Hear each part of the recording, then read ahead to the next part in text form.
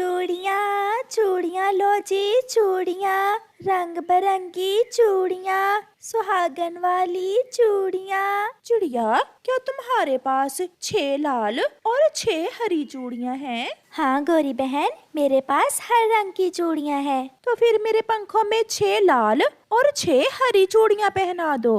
फिर चिड़िया गौरी के पंखों में चूड़ियाँ पहना देती है। चिड़िया, कितने पैसे हुए? 50 रुपए, कुछ ज्यादा नहीं। गौरी कव्वी चिड़िया को पैसे देकर वहाँ से चली जाती है। मेरे पंखों में 9 चूड़ियाँ हैं, जरा समझो सजन मजबूरियाँ हैं। गौरी कव्वी ऐसे गाने गाती हुई जा रही थी।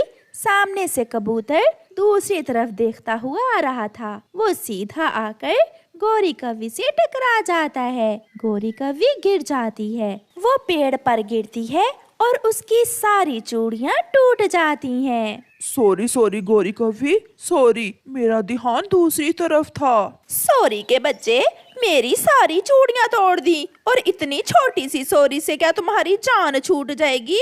मुझे नई चूड़ियाँ लेकर दो। इसमें मेरा क्या दोष है गौरी? उड़ते हुए पक्षियों में एक्सीडेंट तो अक्सर हो जाते हैं। मैं अभी कालू को बुला कर लाती हूँ, तुम ऐसे नहीं समझोगे। बात बढ़ जाने से कबूतर भी डरता था, इसलिए वो गौरी से कहता है, तुम यहीं रुको, मैं अभी घर से पैसे लेकर आता हूँ और तुम्हें नई चूड़ियाँ लेकर देता हूँ। मैं इंतजार कर रही हूँ, जल्दी आना, वरना जानते हो ना मेरे पति कालू जी को। कबूतर अपने घर जाता है। लूसी, मुझे 50 रुपए दो, मैंने गौरी कव्वी को चूड़ियाँ लेकर देनी है। वो क्यों पति जी? कबूतर अपनी पत्नी को सारी बात बताता है।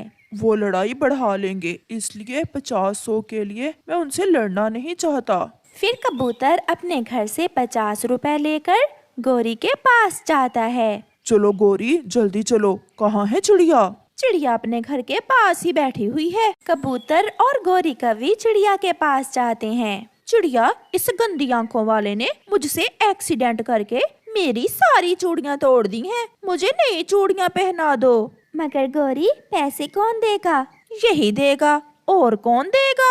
हाँ चिड़िया बहन, आपने इसे जितनी चूड़ियाँ पहले पहनाई थी, इतनी ही आप पहना दो। फिर चिड़िया गौरी कव्वी को फिर से चूड़ियाँ पहना देती है। अब चिड़िया को दे देना पैसे। गौरी वहाँ से चली जाती है। कबूतर भैया, आपने बहुत अच्छा किया जो इसे मेरे पास ले आए, वरना ये कौवे तो लड़ने के लिए हर समय तैयार रहते हैं। ये ले पैसे चिड़िया बहन। कबूतर भैया, ना शर्मिंदा करें, आप रहने दें, कोई बात नहीं। गौरी कव्वी घर जाकर कालू कव्वे को हंस हंस कर सारी बात बताती है। कालू, जब मैंने तुम्हारा नाम लिया तो वो गंदी आंखों वाला कबूतर तो डर के मारे रोने ही लगा था। उसने जल्दी से मुझे नई चूड़ियाँ ले दी। सब डरते हैं, मुझसे सब डरते हैं। दूसरे दिन गौरी कव्वी भोजन की खोज में उड़ती फिर रही थी। वो थक गई थी। थोड़ा आराम करने के लिए वो एक खाली घोंसले में थोड़ी देर के लिए लेट जाती है। उसे नींद आ जाती है। वो घोंसला एक चील का था। थोड़ी देर बाद चील भी वहाँ आ जाती है। काली कव्वी, गंदी कव्वी, तुम्हारी हिम्मत कैसे हुई मेरे घोंसले में लेटने की? मैं छोड़ूंगी नहीं तुम्हें। चील दी, मैं समझी कि ये घोंसला किसी फाख्ता या फिर किसी तोते का होगा। मैं कोई फाख्ता या तोता नहीं जो तुमसे डर जाऊंगी। ऐसा कहते हुए चील उसे उठाकर जोर से पेड़ के ऊपर गिराती है। उसकी सारी चूड़ियाँ फिर से टूट जाती हैं। मगर इस बार गौरी का सामना एक खुद से ताकतवर पक्षी से था। उसे जरा भी गुस्सा नहीं आ रहा था, बल्कि वो चील से कहती है, चील दी, मुझे माफ कर दो, मुझे माफ कर दो। देखें, मेरी सारी चूड़ियाँ भी टूट गई हैं। अभी तो तुम्हारी चूड़ियाँ तोड़ी हैं, अगर फिर कभी यहाँ आई तो मैं तुम्हारी गर्दन ही तोड़ दूंगी।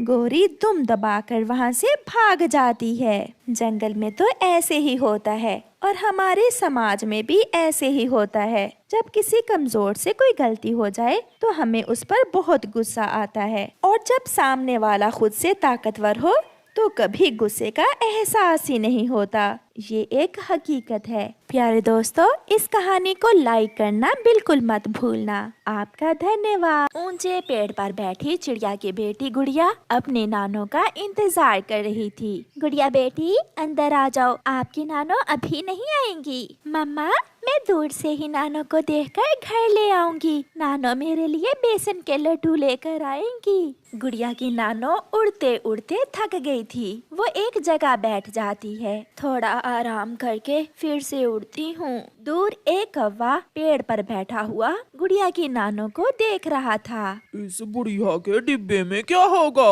इसमें जरूर कोई खाने वाली चीज होगी। ऐसा सोचते हुए कालू कौवा गुड़िया की नानो के पास जाता है। बूढ़ी माँ जी, क्या आप थक गई हैं? हाँ बेटा कौवे, मैं रानू चिड़िया की माँ हूँ। ये डिब्बा बहुत भारी है, इसलिए मैं थक गई। माँ जी, क्या है इस डिब्बे में? इसमें बेसन के लड्डू हैं। मैं अपनी नवासी के लिए बेसन के लड्डू बना कर लाई हूँ। ये सुनकर कालू कौवे के मुंह में पानी आ जाता है और वो गुड़िया की नानो से कहता है, बूढ़ी माँ जी, लाइए, आप ये डिब्बा मुझे पकड़ाइए। मैं आपको आपकी बेटी के घर तक छोड़ आता हूँ। भला हो बेटा, ऐसे ही पक्षी कहते हैं, कौवे बुरे होते हैं। तुम तो बहुत अच्छे कौवे हो। जीते रहो बेटा कौवे। फिर कालू कौवा गुड़िया की नानो से वो डिब्बा लेता है और गुड़िया की नानो के पीछे पीछे उड़ता है। थोड़ी दूर जाकर कालू कौवा पीछे मुड़ता है और दूसरी तरफ भाग जाता है।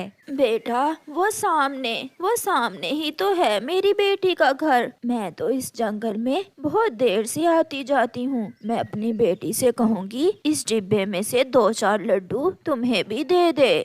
ऐसे बातें करते करते गुड़िया की नानो घर तक पहुँच जाती है और जब वो बैठकर पीछे मुड़कर देखती है, वहाँ तो कोई भी ना था। कौवे बेटा, कहाँ छुप गए हो? अपनी माँ की आवाज सुनकर गुड़िया की मम्मा और गुड़िया भी बाहर आ जाती हैं। मैं लुट गई। मैंने देसी घी डाला था। मैंने बहुत मेहनत से बनाए थे वो लड्डू अपनी बेटी गुड़िया के लिए। नानो, क्या हुआ है? सब ठीक तो है? वो दुष्ट कौवा मुझे रास्ते में मिला था। मैंने उसे अपना लड्डू वाला डिब्बा पकड़ा दिया, मगर वो कौवा डिब्बा लेकर कहीं भाग गया है।